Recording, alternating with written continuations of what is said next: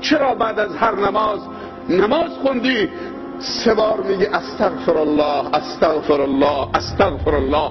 مگر نماز کار بدی است که استغفار داری میکنی؟ شما میخواهید نماز ناقصتون رو با معذرت خواهی که خدایا نمیدونم این نماز شایسته تو هست یا نه، این ذکر من شایسته تو هست یا نه، این تلاوت من شایسته تو هست یا نه.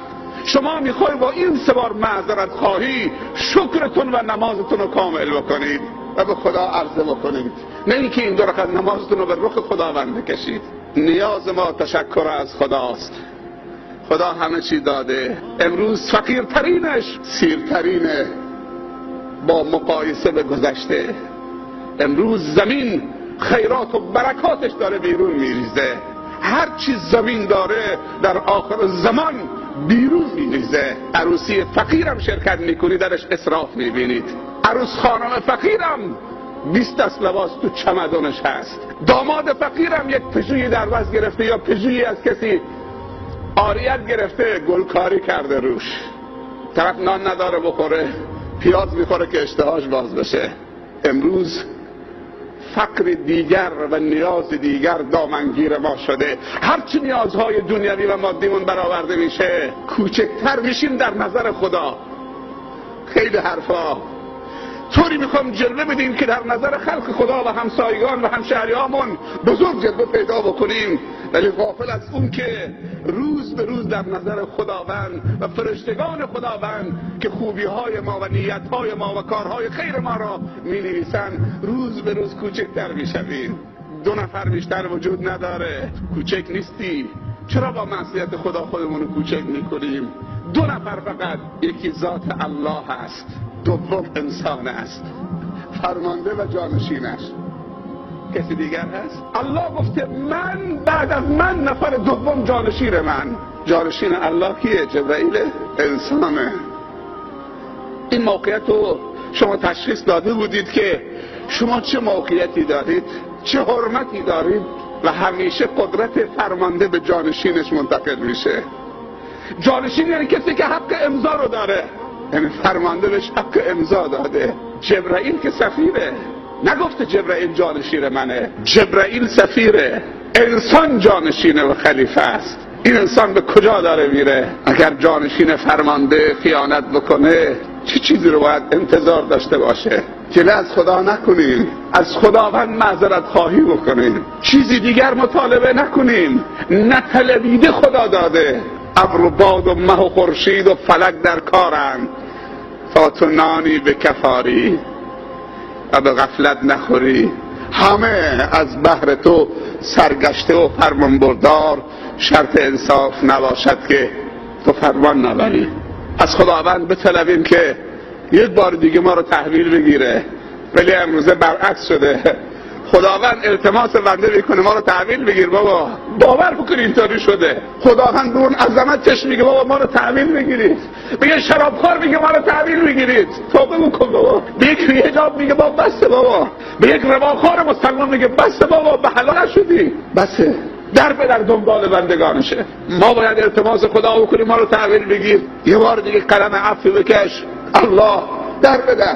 فرشته میخواد گناهان بنویسه، اون یکی خواهش میکنه دیگه نیم ساعت صبر کن الان توبه میکنه، من میشناسمش، این گولش زدن، این فلان کرده، من این آدم خوبیه، فریب خورده، الان توبه میکنه. شما یکم تحمل بکنید الان توبه میکنه. سبحان الله. و پیامبر صلی الله علیه و سلم وصف خوشحالی زائد الوصف رب العالمین میکنه وقتی یک بنده توبه میکنه. میگه تصور بکنید که یک نفر با شترش مشک آبش هم گذاشته روش، طعام و توشش گذاشته روی شترش، در بیابان داره میره، آفتاب سوزان اونو میسوزونه، میرسه به یک درخت کهوری یا کناری یا به یک درختی سایه‌ای در بیابان، غنیمت میشوانه، زیر اون سایه استراحت میکنه، دستش زیر سرش، مشک آب و توشه غذای راهش روی شترش، شتر رو رها میکنه که همین داره برا بچرخه. وقتی بیدار میشه که شتر نیست، آب هم نیست، توشه هم نیست، دست به سرش میزنه و بهش فشار میاد تو این بر برهوت آب و غذاش رو شتر بود، شتر هم رفته. همینجا راضی میشه به رضای خدا و توکل به خدا میکنه و تقریبا فکر میکنه که دیگه مرگش حتمی است و همونجا چشمش یا دلش خواب میره. یک دفعه بیدار میشه، میبینه که شترش بالای سرش ایستاده اونو بو میکنه. از خوشحالی بلند میشه، دوباره حیات پیدا میکنه، میگه خدایا تو عبد منی و من رب تو. از خوشحالی اشتباه میکنه. پیامبر میفرمایند الله سبحانه و تعالی به بازگشت بندهش و توبه نصوح بندهش از این کسی که شترش گم کرده و این همه خوشحال شده بود که القاب و جا به جا کرد، خوشحال تر میشه.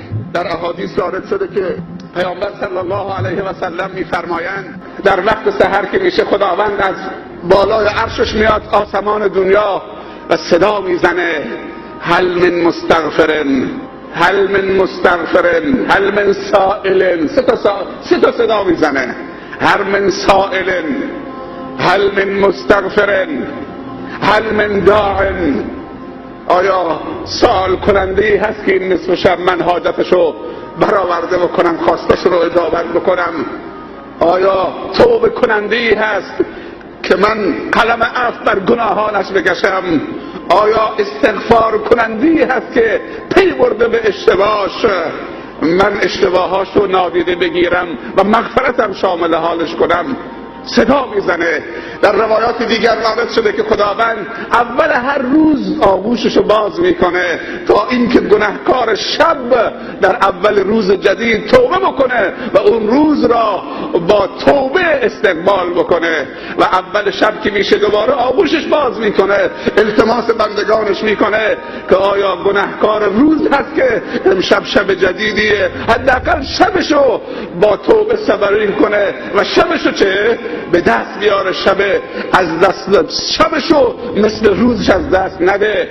و پیامبر صلی الله علیه و سلم میفرمایند اگر کسی اول هر روز و اول هر شب سید الاستغفار بخواند، اعتقاد داشته باشد، به محتواش عمل بکند، اون روز یا اون شب بمیرد مستقیم بهشتیه. اللهم انت ربی خلقتنی و انا عبدک و انا علی عهدک و وعدک ما استطعت اعوذ بک من شر ما صنعت ابوء لك بنعمتك علی و ابوء بذنبی فاغفر لی فانه لا یغفر الذنوب الا انت.